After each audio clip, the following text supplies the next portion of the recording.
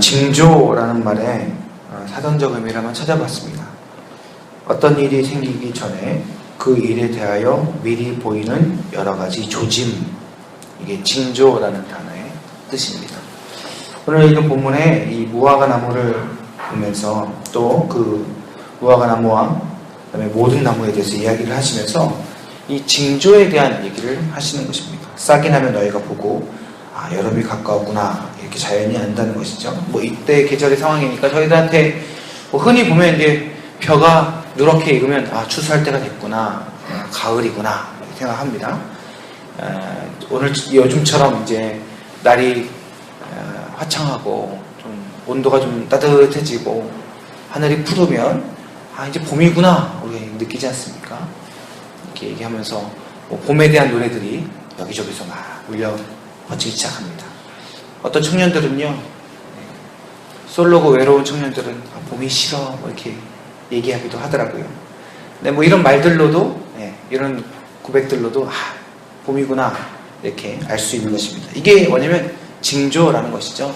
우리가 살아가면서 우리 일상 속에서 어떠한 사인들을 미리 보면서 왔구나, 이때가 됐구나 이렇게 아는 것들이 참 많습니다. 어떤 직업군에서는 직업 나름대로의 어떤 노하우들로 때를 준비하죠. 우리 신앙이 그런 것이다 라는 것입니다. 이 마지막 때 하나님 나라를 기다리는 것이 우리의 믿음이고 신앙일진데 우리들이 늘 그 하나님의 나라의 징조들을 보고 그 하나님 나라를 구체적으로 소망하는 그러한 것이 우리의 신앙이다라는 것입니다. 그래서 31절에 말씀하시죠. 이와 같이 너희가 이런 일이 일어나는 것을 보거든. 이런 일이 무엇일까요? 그 앞에 얘기했던 여러 가지 전쟁의 소식이나 핍박의 이야기나 어제 보았던 좀 그런 잔인한 얘기들이 있지 않습니까? 가난한 자들, 어려운 자들, 이들이 가장 불쌍할 것이다. 얘기했던 그런 핍박의 일들, 또 예루살렘이 허물어지는 그런 일들, 고통의 때가 있다는 것이죠. 그런 일이 일어나는 것을 보거든 하나님의 나라가 가까이 온 줄을 알아라. 이렇게 징조, 우리가 그것을 미리 알 수 있음을 이야기하고 있는 것입니다. 그런데 막상 이 하나님의 나라가 이루어지는 것은요, 이미 징조를 통해서 우리가 때를 예측할 수는 있고, 지금이 그러한 때일 수 있겠구나, 우리가 신앙의 눈으로 볼 수는 있지만, 막상 그 하나님의 나라가 올 때는요, 갑자기 온 것입니다. 우리가 그 즈음을 예측할 수는 있으나, 그 흐름을 느낄 수는 있으나, 그 오시는 날은 갑자기 온다라는 것이죠. 그래서 보시면 34절에 보니까 후반부에 보십시오. 뜻밖의 그날이 덫과 같이 너에게 임하리라. 그러므로 우리는 이 갑작스러운 하나님 나라의 오심을 위해서 이 말세의 징조들을 보면서 우리가 항상 그것을 예비할 수 있어야 된다는 것입니다. 우리의 마음이 그것을 놓치기가 쉽죠. 우리의 마음이 그 말씀에 대해서 신뢰를 잃어버리기가 쉽습니다. 왜냐하면 그것을 놓고 방해하는 자들이 있기 때문입니다. 사단의 권세가 하나님이 주시는, 우리 주님이 주셨던 이 마지막 때에 대한 이 하나님 나라에 대한 말씀을 자꾸 잊어버리게 만들고, 우리가 그 귀하고 우리의 생명을 다하여 그것을 기다려야 함을 자꾸 잊어버리게 만든다는 것입니다. 그러나 33절에 우리 주님이 단언하고 있지 않습니까? 천지는 없어지겠으나, 이 세상이 없어질지라도 이 말씀은, 우리 주님이 말씀하셨던 이 복음은, 이 구원의 메시지는, 이 천국의 메시지는, 이 마지막 때에 대한 이 주님의 확고한 가르침은 절대로 없어지지 아니할 것이다 라고 이야기하고 있습니다. 이것을 붙들면서 이것이 사실이구나, 그래서 우리에게 주어진 하루하루를 그 말세의 징조를 생각하면서, 우리 주님이 말씀하신 때를 생각하면서 오늘도 그 하나님 나라를 기다리며 주님이 우리에게 요구한 그 하루하루를 충실히 살아가는 것, 그것을 놓치지 않는 것이 우리의 믿음 생활이다라는 것입니다. 한 사람도 빠짐없이 모든 이들에게 임할 것입니다. 이날은 온 지구상에 관한 모든 사람에게 임하리라. 그래서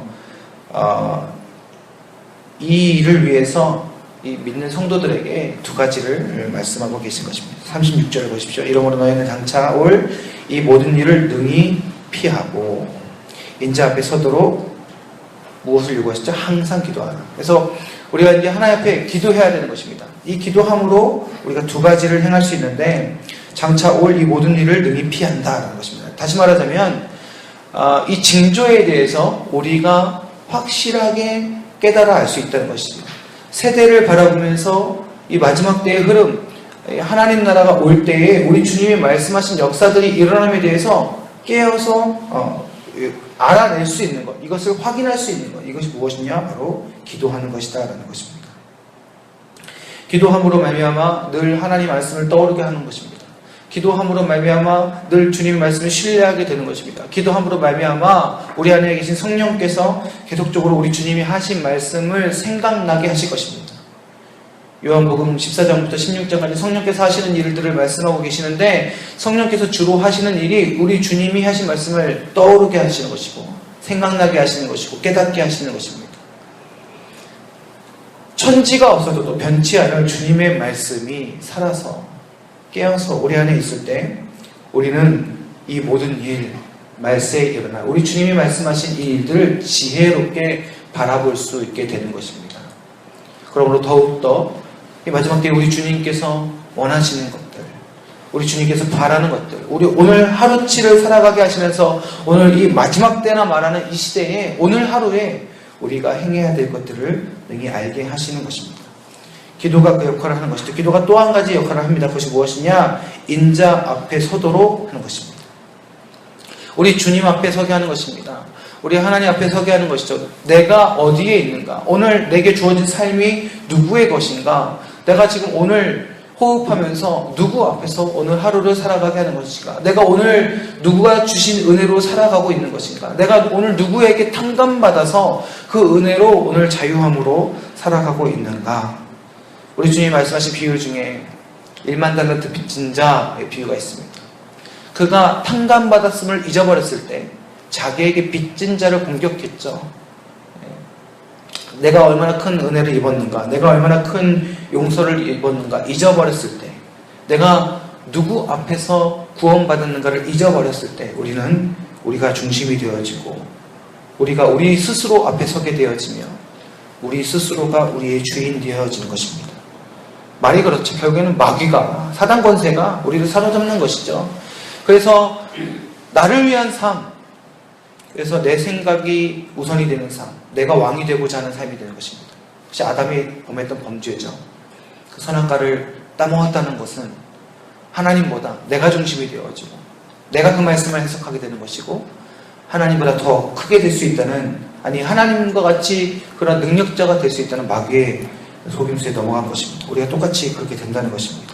그러나 겸손히 하나님 앞에, 인자 앞에, 우리 주님 앞에 섬으로 말미암아 내가 누구인지를 알게 되어지고 그런 연약한 자가, 나약한 자가, 할 수 없는 자가 우리 주님의 그 뜻을 위임받아서 오늘도 거룩한 제사장으로, 선지자로, 왕으로 살아가게 하셨음을 깨닫는 것이 바로 기도라는 능력을 통해서 일어난다는 것입니다. 그리고 이 말세 때, 이 마지막 때에 우리에게 주신 지혜가 무엇인가? 그것은 바로 기도하는 것이다 라는 것입니다. 항상 기도하는 것입니다. 36절 하반절입니다. 항상 기도하며 깨어 있으라. 세대를 읽으며 우리가 누구인지를 알고 어떤 소명을 받아 살아가야 하는지를 아는 것, 이 마지막 때에 항상 기도하며 깨어 있는 것, 그것이 바로 이 마지막 때의 지혜라는 것입니다. 우리가 우리의 자녀들에게 또 우리 스스로가 구하면서 지혜를 구합니다. 무엇일까요? 아이들이 학원 가서 열심히 배우고 많은 지혜들을 배울 때 기도할 수 있을까요? 그렇지 않습니다. 말씀을 통해서 하나님의 살아계심을 알고 그 하나님의 소원을 알게 되어질 때에 우리는 그 지혜를 구하게 되고 그 지혜가 기도하는 것임을 알게 되는 것입니다. 어떨 때 기도하겠습니까? 이 기도함을 하나님께서 들으시고 우리 기도에 반응하시고 그 역사하심을 깨닫게 되어질 때, 그것을 경험할 때 이것이 기도의 능력이구나, 기도의 권능을 경험하게 되는 것입니다. 그럴 때 더욱더 기도하게 되는 것이죠. 우리가 늘 기도하고 그 기도의 응답함을 경험하지 못한다면, 기도의 권능을 경험하지 못한다면 우리의 다음의 기도, 그것에 대한 소망은 사라질 것입니다. 우리가 기도할 때 응답하시는 하나님, 그것을 우리의 자녀들이, 우리 다음 세대가 우리를 통하여 보게 되어지고 그것을 배우게 되어지고 경험하게 되어져야 할 줄 믿습니다. 어떤 때 기도하라고 하고 있습니까? 항상 기도하라 얘기하고 있습니다. 오늘 우리가 새벽 기도에 와서 우리가 이 시간을 주 앞에 드리면서 기도합니다. 하지만 일어나서 나아가 우리의 순간순간 주 앞에 기도하는 그 씨름을 잊지 말아야 할 것입니다. 이것이 정말 싸움입니다. 기나게 싸우는 것이죠.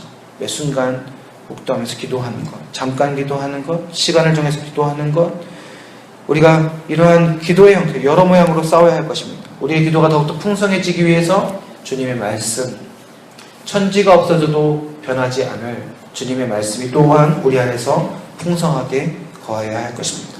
말씀으로 기도하고 기도함으로 말씀을 확증하며 우리 안에 임재해 계신 성령께서 우리의 그런 믿음의 생활을 통하여 반응하시고 함께 역사하시는 것들을 우리가 경험하게 되어질 때 전인적인 신앙의 역사들을 우리의 삶 가운데 경험하게 되어질 줄 믿습니다. 마지막 때 오늘도 우리가 이 하루치의 사역을, 삶을 하나님으로부터 받았습니다. 우리가 이 하루를 지혜롭게 살아가기 위해서 어떻게 해야 될 것입니까? 기도에 씨름하는 것입니다. 오늘의 이 기도의 시작으로부터 시작하여서 돌아가면서 걷는 걸음부터 또 우리가 가정을 돌보고 우리 사업장으로 나아가 사역을 시작하고 하나님께 드리는 모든 것들이 하나님 앞에 기도가 되어지길 소망합니다. 하나님께서 함께 하시고 이 모든 것들을 받으시고 하나님의 역사하심을 고백할 때 그 모든 삶이 하나님께서 하나님 앞에서 깨어있는 기도로 드려지게 되어지는 줄 믿습니다. 삶이 기도가 되어지고 기도가 삶이 되어지는 역사, 그런 하루가 되기를 주님의 이름으로 간절히 축원합니다. 기도하겠습니다. 살아계신 아버지 하나님, 우리가 항상 깨어있으라 말씀하신 주님의 그 말씀을 기억하게 하옵소서. 그러기 위해서 우리가 늘 기도해야 함을 잊지 않도록 인도하여 주시옵소서. 우리가 고난 가운데 있습니까? 그 고난으로 인하여 기도하게 하옵소서. 우리가 기쁨 가운데 있습니까? 주님, 그 기쁨으로 감사함으로 주 앞에 기도하게 하여 주시옵소서.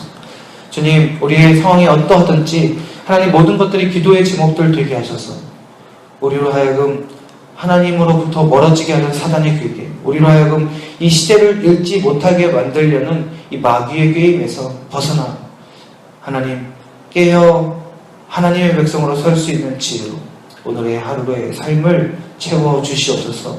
눈앞의 상황을 불평하기보다 그 뒤에 조장하고 있는 그 마귀의 권세를 바라보며 주여 예수 그리스도의 이름으로 대적하고 어떠한 상황에서든 이미 승리하신 우리 주님의 이름 선포하는 믿음의 삶, 믿음의 기도 우리 가운데 가득하게 하여 주시옵소서. 오늘도 우리 삶 가운데 역사하여 주실 줄 믿사오며 우리 구주이신 예수 그리스도의 이름으로 간절히 기도드립니다.